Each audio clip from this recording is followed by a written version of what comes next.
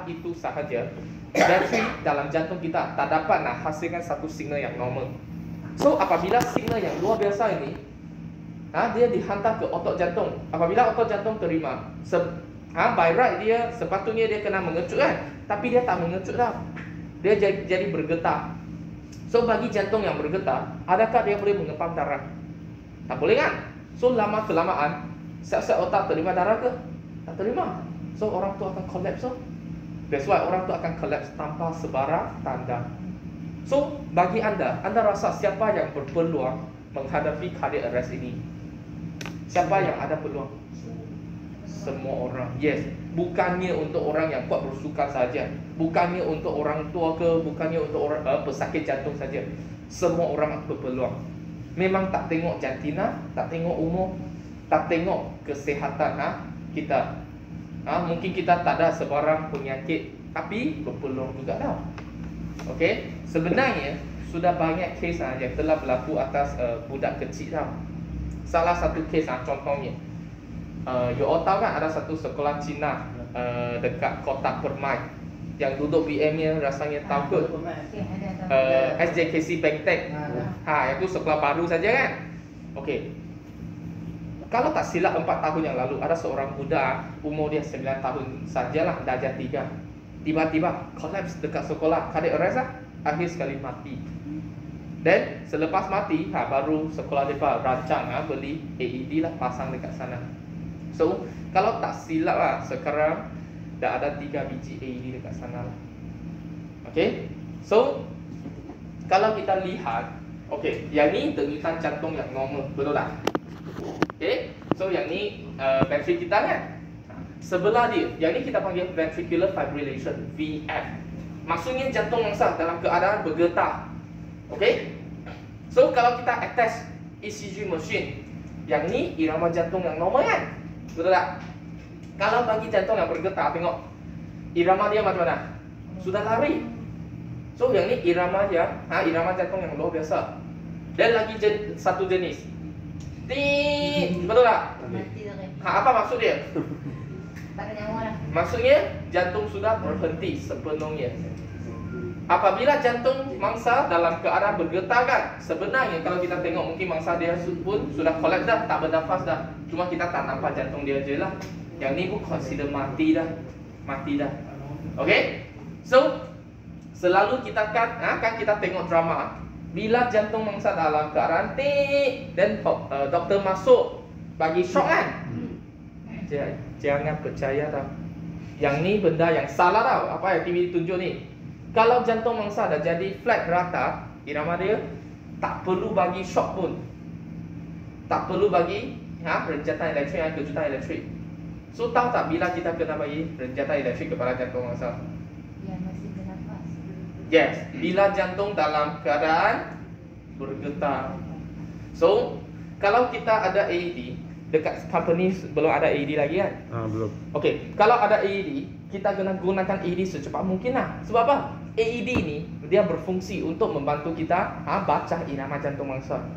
So kalau AED dia detect jantung mangsa dalam keadaan bergetar kan, dan dia akan suruh kita tekan butang shock bagi kejutan elektrik. So selepas shock, apa akan jadi dengan jantung mangsa? Lagi bergetar kan? So kita tekan shock kan, apa akan jadi? Restart balik ya? Kembali lah. Jantung yang pecah. Okay, then lepas tu? Dia start up mula. No. Selepas shock, jantung akan stop sepenuhnya, akan berhenti sepenuhnya. Kemudiannya bateri dalam jantung dia akan cuba hasil signal lagi.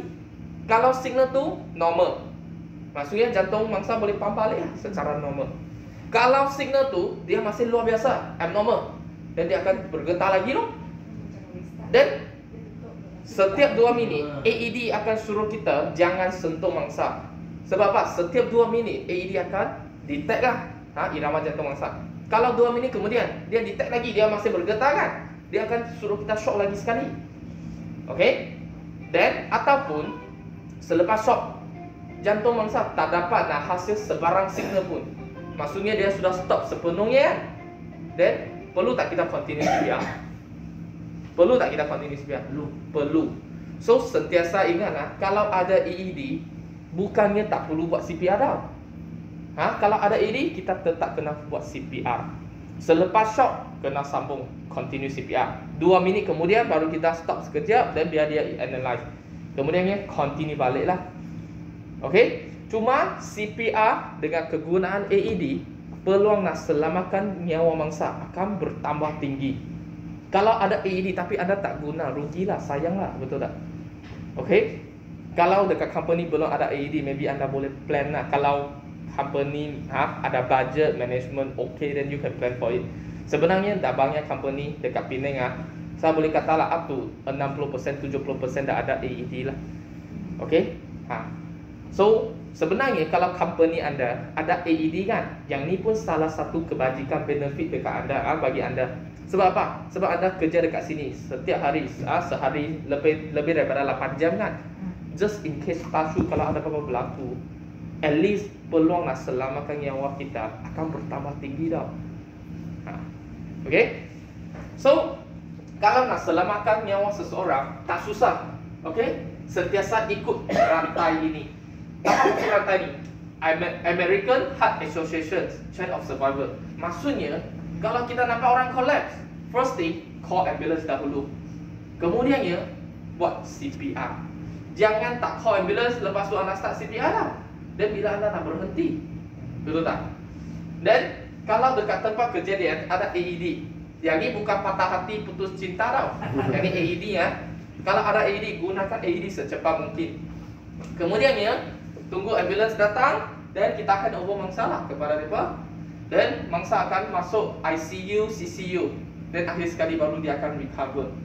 So sebenarnya sebagai seorang first aider ERT, peranan kita hanyalah 3 bulatan je.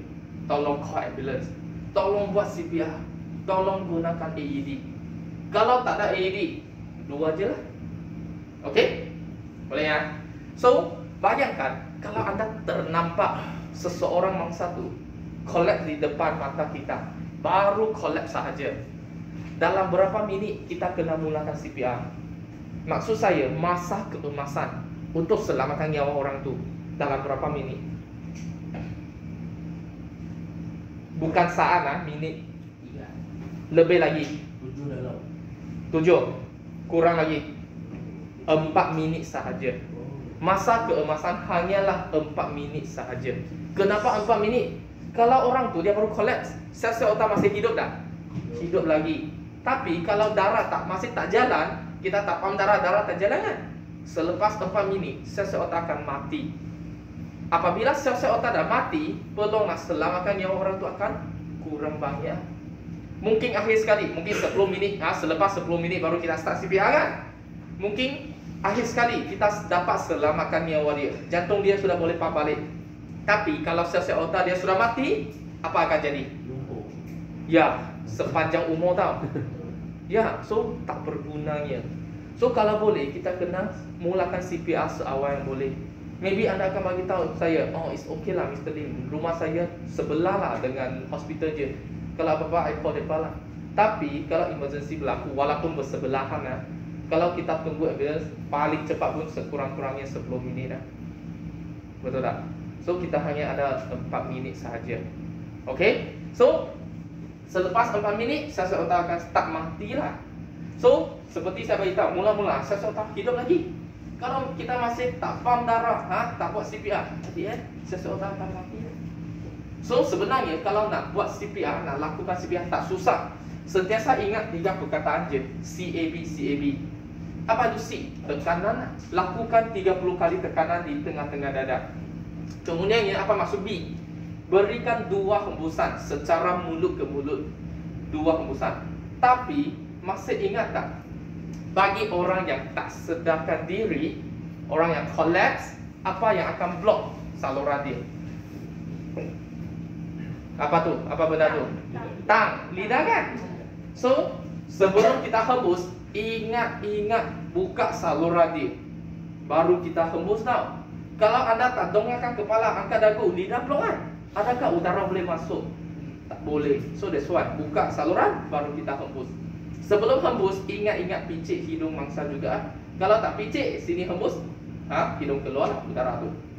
So, CPR yang kita belajar pada hari ini memang ikut panduan AHA yang terbaru. Okey, panduan ini dikeluarkan pada tahun 2020. Setiap 5 tahun AHA dia akan anjurkan conference dan dia akan announce panduan yang terbaru. So seperti CJ anda, setiap 3 tahun anda kena renew kan. So mungkin next time bila anda renew, sudah belajar panduan yang terbaru lah. Okay, so panduan ini dia dikeluarkan pada bulan 12 lah, hujung tahun. Okay, so Dr. CABD. So anda nampak kan yang warna merah? Warna merah ni CAB, maksudnya CPR kan? Dan maybe anda akan tanya, apakah perbezaan antara Dr. ABC yang semalam kita belajar dengan Dr. CABD? Okay, Dr. ABC yang tu untuk tinjauan. Bagi CPR, sebenarnya CABD lah. So, mau tak mau, setiap kes berlaku pun, emergency berlaku pun, kita periksa Dr. ABC lah. So, sebenarnya ada ABC yang sembunyi dekat sini. So, cek dulu danger, cek respon, cek airway, cek breathing. Kalau tak bernafas, nampak yang warna merah kan? Terus start CPR. Dan bila nak berhenti? Bila ambulans dah sampai baru kita berhenti. Kalau ambulans belum sampai, mangsa tak sedar lagi, kena repeat sampai dia sedar. Ataupun dekat tempat kejadian, tak ada orang yang boleh tukar kita lah, yang boleh ganti kita. Dan terpaksalah kita stop. Kalau anda sudah penat lah. Kalau anda insist nak continue, bila ambulans nampaklah 2 orang baring dekat sana. Okay? Dan kalau ada AED, gunakan AED secepat mungkin. Okay?